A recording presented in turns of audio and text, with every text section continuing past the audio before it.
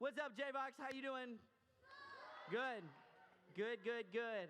Hey, if you need a pen right now, would you just raise your hand? Some of our leaders will pass out some pens, help you guys take some notes. Okay, keep your hand up till you get a pen. That's cool. J-Box, I'm really excited that you guys are here. Whole new class of fifth graders. This is dope. I liked fifth grade. But for whatever reason, my fifth grade class was terrible. At my school, we drove away 4 teachers in the school year. And I'm going to tell you right now, I was not the reason, okay?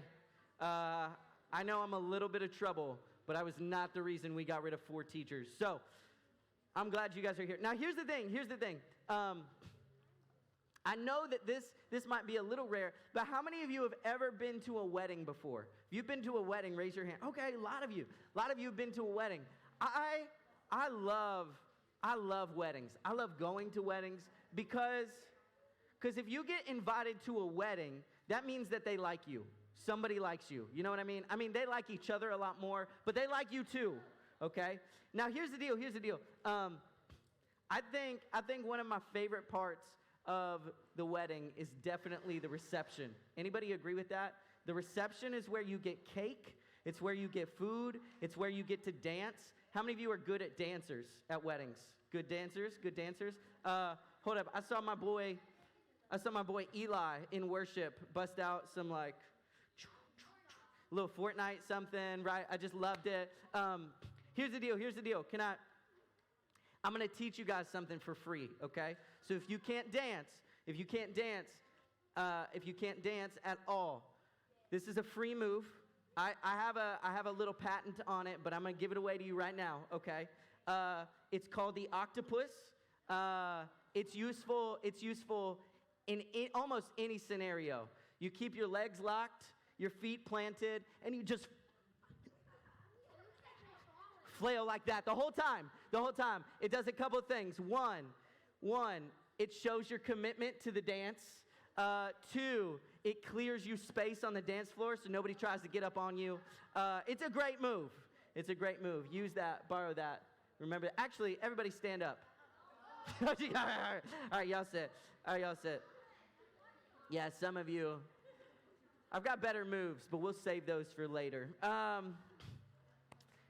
So weddings are really incredible and they're really important moments. But particularly because when you get invited to a wedding, it's a big deal. The wedding for the couple, it's a big deal. It's really important to everybody that's involved. And Jesus tells us a story one time. He tells us a parable about a wedding. So if you brought a Bible to J-Box this morning, go to Matthew chapter 25. We'll have the verses on the screens, but I love it when you guys bring Bibles. If you don't, you can have a Bible on your phone. I don't know if you knew that. I know you knew that you could play like Battle Royale on your phone, but I don't know if you knew that you can get a Bible on your phone. You can. So if you're like, man, I don't have space, I just have Clash Royale, I'm like, no, you could get a Bible too. So get a Bible some way, and if you ever need a physical Bible, we have some in the back of J-Box. And if you don't own a Bible, make sure you take one before you leave. But I want to talk to you because Jesus tells us a parable. Say parable. So a parable is not something that actually happened, okay? It's a story that explains something to us, okay? So what Jesus is about to say isn't something that actually happened. It's a parable. It's something that's supposed to teach us something. So he starts to talk about a wedding, and there were some pieces about like weddings back then that were a little bit different. How many of you know 2,000 years is a long time for weddings to change a little bit? Okay, yeah, 2,000 years is a long time. Weddings nowadays have some weird things. Like sometimes at weddings, when people are leaving weddings, they throw rice at the couple. You ever seen that? You ever thought about that? Just like chucking rice at people? What's this have to do with anything? Sometimes people at weddings, they take 2 different colored sands and they pour them at the same time and it mixes the sands. You ever seen that? Yeah, yeah. So we do some weird things at weddings. We do some weird things. But here's the deal. In Jesus' day, here's kind of how a wedding would work. The wedding would start at the groom's house.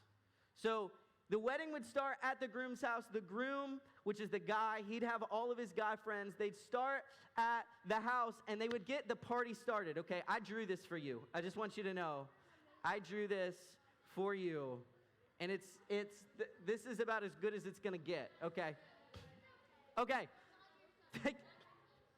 Thank you. Somebody just shouted. They were like, "It's okay. You're okay, Josh. You're okay." But here's the deal. I have zero more handwriting classes left, so we're done. It's downhill from here, okay? All right, so here's the thing.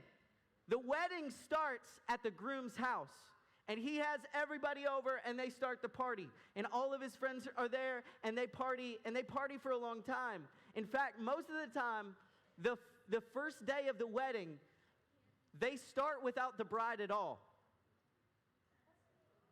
Wait, the girl's not even at the party. It's just like the guy, like, yeah, and his friends. And all of the guests, they arrive. And then what would happen is the bride would be at her house with her bridesmaids. And they would be getting her ready, right? So they'd be there. Those are the bridesmaids, those little dots. Okay. Now here's what would happen at some point, usually late at night. So the groom would be partying with his guys all day, and then sometime late at night, he'd take his groomsmen, which were his close friends. He'd be like, "All right, guys, follow me. Let's go." And they'd start to walk in the dark to the bride's house. And when they got there, the bridesmaids were supposed to be waiting. And so when they would be waiting, the groom would come, they'd come, the bridesmaids would light their torches on fire, and they'd go through the dark, and they'd go back to the groom's house. But the bridesmaids had the important job of leading the bride to the groom's house, okay? All right, so they would take the whole party back to the groom's house, and that is it for my visual object lesson of how it works. Yeah, you're welcome. Very welcome. Okay, so here's the thing. That's how that worked. Now, here's what happens. In Matthew 25, verse 1, it says, "The kingdom of heaven will be like 10 bridesmaids who took their lamps and went to meet the bridegroom." So this is the setup for the wedding. They're ready to meet the bridegroom. They've got their lamps. They're ready to do the wedding day. But it says this in verse 2, 5 of them were foolish. Say foolish. And 5 were wise. Say wise. Okay. Here's the big question this morning, J-Box. There's a difference between foolish and wise. Did you know that? Yeah. You knew that. There's somebody, you could probably take the most foolish person in your class and the wisest person in your class, and if you put them side by side, a stranger would be able to say, there's a difference, right? Right? There's a difference between foolish and wise. And Jesus says in this parable, there are 5 foolish bridesmaids and 5 wise bridesmaids. The question that Jesus is going to ask us is, are you part of the foolish group or are you part of the wise group? How many of you want to be part of the stupid group? Okay, yeah, that's what I thought. There was a handful of boys that are like, yeah. Now, here's the thing. I don't think you do. I don't think you do. Because here's what he's saying. He's saying heaven is like this. He's comparing this to heaven. Okay, so this is important. There were 5 foolish and 5 wise. And here's what happens. They get to the bride's house, and they start to help her get ready, and they're hanging out. They're doing all the fun things, taking selfies, the whole deal. It was like 2,000 years ago, so not a whole lot of selfies, but maybe one clay tablet drawing or something, you know.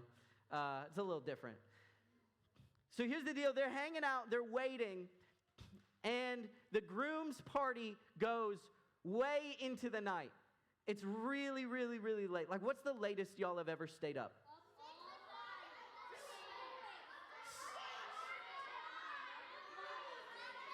Okay, 6, 2, 5. Anybody make it all the way through? Okay, yeah. Do your parents know? Okay, all right. Now here's the deal. So the party goes way late into the night, and the girls get bored waiting for the guys to show up, okay? The guys are taking too long, which I think is a hilarious flip, right? Like, how often is it that in your house the guys are taking too long to get ready and the girls are like, wait, right? So, but here's the thing. This is what happens.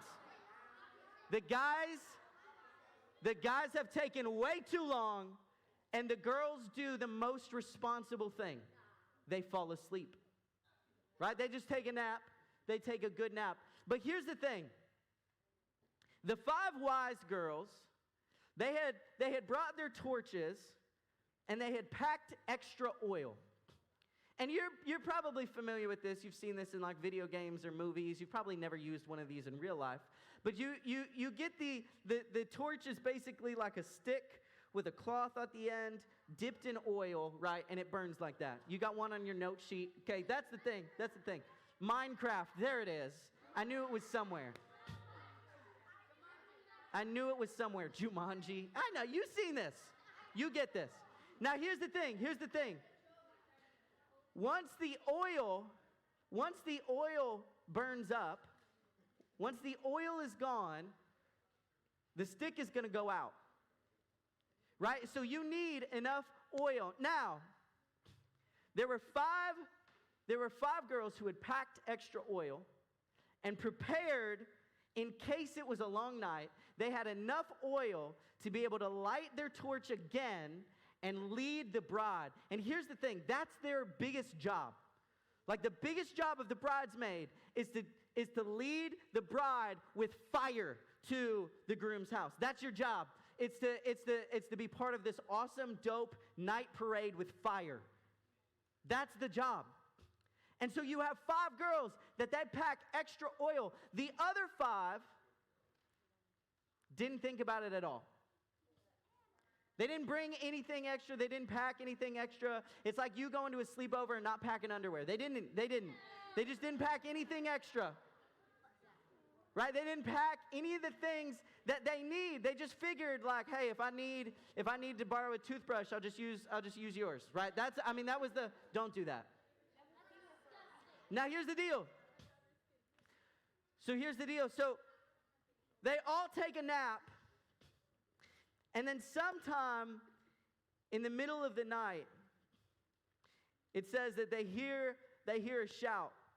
And so imagine that the groom and his guys, I don't know if they're just being loud and they wake up the whole town, or if somebody was like really excited, because as soon as the groom comes to the edge of town, people start making noise like, oh my gosh, he's here! Ah! Right? And so they start losing their minds. And it wakes the girls up. The girls wake up and they're like, okay, we got to get ready. And so they start to prepare the lamps, but there's 5 girls who realize that their torches are dying out. They don't have enough. And they're watching the other girls, they're pouring the oil on, and they pour it all out. And here's the thing. The girls who didn't bring any at that moment, they go, hey, let me borrow some. I need to borrow we need to borrow some oil. But the 5 other girls were like, hey, no, there's literally none left. Like, we don't have any more to give out. Like, this is everything that we have. This is all of our oil. This is all of it. We've given everything for this. And so they tell the girls who didn't bring any, they say, hey, go and try to buy some oil right now. And so the girls are like, oh my goodness, we got to buy oil. So they start running. They start running everywhere looking for somebody who can sell them oil, right? I mean, there's no like Amazon. There's no like now if you needed oil, you could literally be like, be like Uber Eats, like, hey, I need you to go to a 24-hour Walmart, pick me up some oil, meet me at the bride's house right now. But this doesn't exist. So the 5 girls, they run off to buy some oil. But while they're gone, the groom arrives. Him and his friend arrive. And guess what? They leave. Because here's the thing. Do you think the groom shows up and he's like, oh man, I couldn't wait to hang out with the other 5 bridesmaids, the 5 irresponsible bridesmaids? Do you think he's there for them? No. Who's he there for? He's there for his bride. Yeah. I love when I go to a wedding and I watch the groom cry. Have you ever seen that? It happens all the time. I see the toughest. I'm talking like U.S. Marines, like tough guys, and then their girl comes around and they're right, just lose it. They can't take their eyes off the bride. I was at a friend's wedding. And here, stand up real quick. And the bride was coming down the aisle, and the groom is standing right here, and his stepdad stands up right here to take pictures of him. And so he's like right in his face, like taking pictures. And I just remember my buddy, as soon as his father-in-law or stepdad stepped up and like got right here, he went, "Sit down, Chad." Just like never take his eyes off his bride, right? He's just watching. Like, sit down. He listen, in that moment, he's ready for the wedding. He sees his bride. He's like, let's go. And the five bridesmaids with fire, they start leading the party, right? They're twirling their fire sticks, whatever they're doing. They're just going. They go and they get to the groom house. And they go in, and the Bible says that the groom locks the door. And the 5 bridesmaids who had forgotten the oil get locked out. And they miss the entire wedding. Now here's the thing. Jesus ends this. In verse 13, he says, "You too must keep watch, for you do not know the day or hour of my return." So Jesus tells us the story about a wedding, about these 5 irresponsible bridesmaids who they forget the oil, and then they get locked out of the wedding. And then Jesus says, okay, for that very reason, make sure you pay attention. Now, some of you are going, what? How do we get from wedding and oil to that? But here's what Jesus is telling us. He says the kingdom of heaven, God's kingdom, the Christian life, the way that you are supposed to live, is a life that is prepared to follow Jesus at any moment. The big question this morning is, if you're a wise person, you're preparing now for Jesus. But there are many people who are foolish, who are saying, I don't have to worry about God right now. I'll worry about that later. Right now, I'm just going to do whatever I want. Right now, I'm not going to worry about it. Right now, I don't need to prepare. Right now, I'm okay. But there were 5 others who were like, I want my life right now to be ready to follow Jesus. I'm not going to wait until I'm old, like 13. I'm not going to wait that long. I'm not going to wait until I'm old. I want to follow Jesus now. And Jesus said, it's important that you follow right now. This is the moment that matters. See, here's the thing. The Bible often talks about a wedding when it talks about us, and it says that you're invited. If you look at the front of your note sheet, we have there's like a little invitation for you. It says, please join us in celebrating our new guest. We wanted you to feel welcomed and invited this morning. But the other part is that this is pretty cool. I think J-Box is dope. Do you guys like J-Box? Good. I hope you like J-Box. I think J-Box is dope. After J-Box, we're going to have a huge party. That's going to be dope. But here's the deal. None of this compares to heaven. Did you know that? I mean, like, I know that there's some things on this earth that are so awesome that you could do it for like 50 hours without stopping. I'm sure that there's a video game that you're like, if my parents let me, I'd play this for 70 hours straight I wouldn't even pee. I would just play. I bet you that there's some TV shows that you like that you could binge season after season until your body morphed with your couch.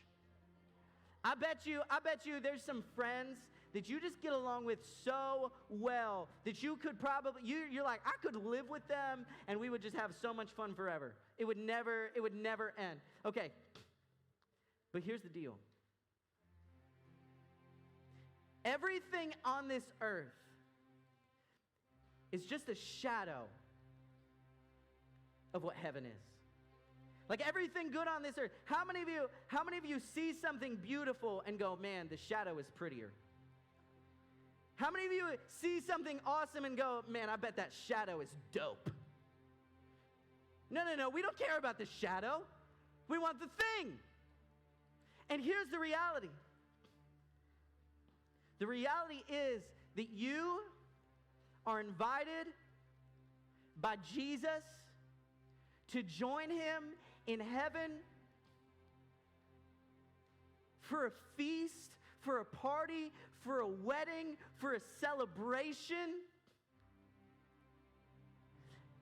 And this life is about preparing to meet with him. This life is about preparing to be with him.